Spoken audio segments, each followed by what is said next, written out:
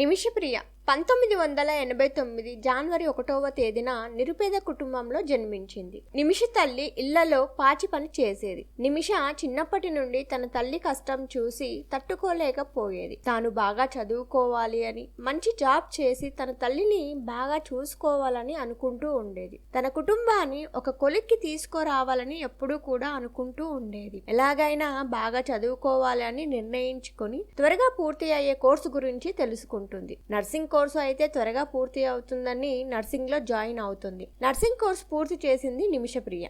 Nursing పూర్తి అయిన వెంటనే జాబ్ వేటలో పడింది. ఇక్కడ అయితే తక్కువ శాలరీ వస్తుంది అని, గల్ఫ్ లో అయితే నర్సింగ్ వాళ్ళకి మంచి డిమాండ్ ఉందని తెలుసుకుంది నిమిషప్రియ. గల్ఫ్ దేశంకు చెందిన అమెన్ దేశంకు వెళ్లాలని నిర్ణయించుకుంది. అక్కడికి వెళ్లడానికి అన్ని ఏర్పాట్లు చేసుకుంది. 2008లో అమెన్ కు వెళ్ళింది నిమిష. అక్కడ అన్ని రకాల హాస్పిటల్స్ లో వర్క్ చేసింది. నిమిష అమెన్ లో సెట్ అయ్యింది. వాళ్ళ కుటుంబం కూడా కుదురుకుంది. అన్ని పరిస్థితులు చక్కబడడంతో నిమిష పేరెంట్స్ తనకు మ్యారేజ్ చేయాలి అని ఒక అబ్బాయిని చూస్తారు. మ్యారేజ్ చేసుకోవడం కోసము నిమిష తన సొంత గ్రామం అయిన కేరళలోని పలకాడుకు వచ్చింది. ఆమె పేరెంట్స్ చూసిన అబ్బాయి టామీ థామస్ ను వివాహం చేసుకుంది. వివాహం తరువాత నిమిషప్రియ మరియు టామీ థామస్ ఇద్దరు కూడా అమెన్ దేశంకు వెళ్లారు. అక్కడ టామీ థామస్ గారికి ఒక ఎలక్ట్రీషియన్ దగ్గర జాబ్ దొరికింది. వారి ఇద్దరు కూడా వారి జాబ్స్ చేసుకుంటూ హ్యాపీగా ఉన్నారు. వారి ఇరువురికి 2012లో ఒక కుమార్తె జన్మించింది.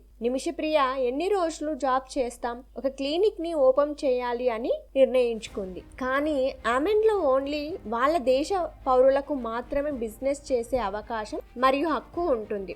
ఇతర దేశస్తులకు అటువంటి హక్కు లేదు. ఒకవేళ వేరే దేశస్తులు ఇక్కడ బిజినెస్ చేయాలి అన్నా, కంపెనీ పెట్టాలి అన్నా ఆ దేశ పౌరుడి భాగస్వామ్యం ఉండాలి. కాబట్టి తమ స్నేహితులలో ఆ దేశ పౌరుడైన తలాల్ అదీప్ మెహదీని తమ బిజినెస్ పార్ట్నర్ గా ఎంచుకొని తనతో మాట్లాడారు. తలాల్ అదీప్ మెహదీ కూడా దీనికి ఒప్పుకున్నారు. All amen medical council centre ని ప్రారంభించారు. 2014లో నిమిష తన కుమార్తె యొక్క బాప్తిజం కార్యక్రమం కోసము కేరళకు వచ్చారు. వారితో పాటు తలాల్ కూడా వచ్చారు. నిమిష వాళ్ళ ఇంట్లో తన పెళ్లి ఫొటోస్ ను సేకరించారు మెహదీ. బాప్తిజం కార్యక్రమం పూర్తి అయిన తర్వాత నిమిష అమెన్ కు వెళ్ళింది. కానీ పాపతో ఇబ్బంది అవుతుంది అని టామీ థామస్ కేరళలోనే ఉండిపోయారు. అదే సమయంలో అమెన్ లో అంతర్యుద్ధాలు స్టార్ట్ అయ్యాయి. అమెన్ కు ఇండియాకు రాకపోకలను నిషేధించారు మన భారత ప్రభుత్వం. దీంతో టామీ మరియు వారి కుమార్తె కేరళలో ఉండటము, అమెన్ కు ఇండియాకు రాకపోకలు లేకపోవడం వల్ల నిమిష ఒంటరిగా అయిపోయారు అమెన్ లో. దీన్ని అంతా గమనించిన తలాల్ అదీప్ మెహదీ తనలో ఉన్న మృగాన్ని బయట పెట్టాడు. నిమిష ఇంట్లో నుండి సీక్రెట్ గా తెచ్చిన పెళ్లి ఫోటోలను తలాల్ మార్ఫింగ్ చేసి నిమిష తన భార్య అని అందరితో చెప్పుకోవటం స్టార్ట్ చేశాడు. అలాగే నిమిష యొక్క సంపాదనను తానే తీసుకునేవాడు. తరువాత నిమిష యొక్క పాస్పోర్ట్ ను కూడా తీసేసుకున్నాడు. నిమిష అమెన్ ను వదిలి ఎక్కడకు వెళ్లకుండా చేశాడు. చివరికి తన కుటుంబంతో కూడా మాట్లాడకుండా అన్ని దారులను కట్ చేశాడు తలాల్. ముందు నుండే డ్రగ్స్ కి బాగా బానిసగా ఉన్న తలాల్ డ్రగ్స్ ని ఎక్కువగా తీసుకోవడం స్టార్ట్ చేశాడు. నిమిషను ఎన్నో రకాలుగా చిత్రహింసలకు గురి చేశాడు. తాను పెట్టే హింసలకు తట్టుకోలేక నిమిష ప్రాణాలకు తెగించి మరీ 2016లో తలాల్ పైన కేసు నమోదు చేసింది అమెన్ లో.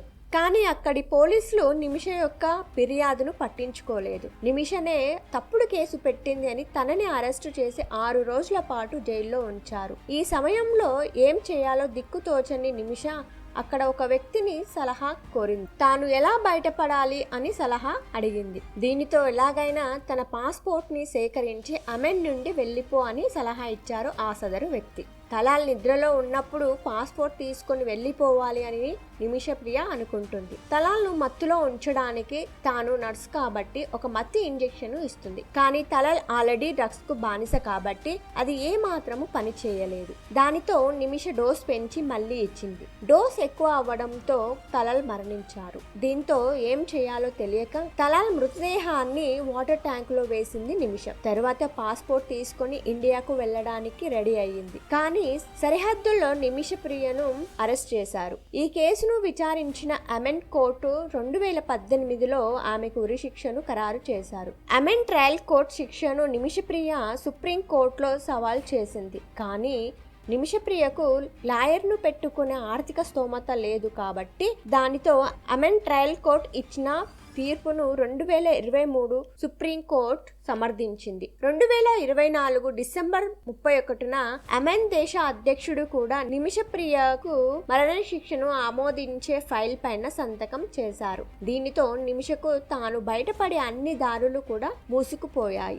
బాధిత కుటుంబం నుంచి దోషులు క్షమాభిక్ష పొంది ఆ కుటుంబానికి బ్లడ్ మనీ అందిస్తే ఆ ప్రభుత్వాలు మరణశిక్షను రద్దు చేయవచ్చు. ఇందుకోసము ఇండియా యొక్క సహకారం ఉండాలి. నిమిష తల్లి గారు తన కూతుర్ని కాపాడాలి అని ఢిల్లీ కోర్టులో 2023లో పిటిషన్ దాఖలు చేశారు. దీంతో 2017 భారత పాస్పోర్ట్ కలిగిన వారు అమెన్కు ప్రయాణించడానికి నిరోధించిన నోటిఫికేషన్ సడలించగా కేంద్ర ప్రభుత్వాన్ని ఢిల్లీ కోర్టు ఆదేశించింది. దీనితో 57 ఏళ్ల ప్రేమకుమారి అమెన్ వెలుటకు సిద్ధపడింది. కానీ అక్కడికి వెళ్లడము ప్రమాదం అని భారత ప్రభుత్వం హెచ్చరించారు.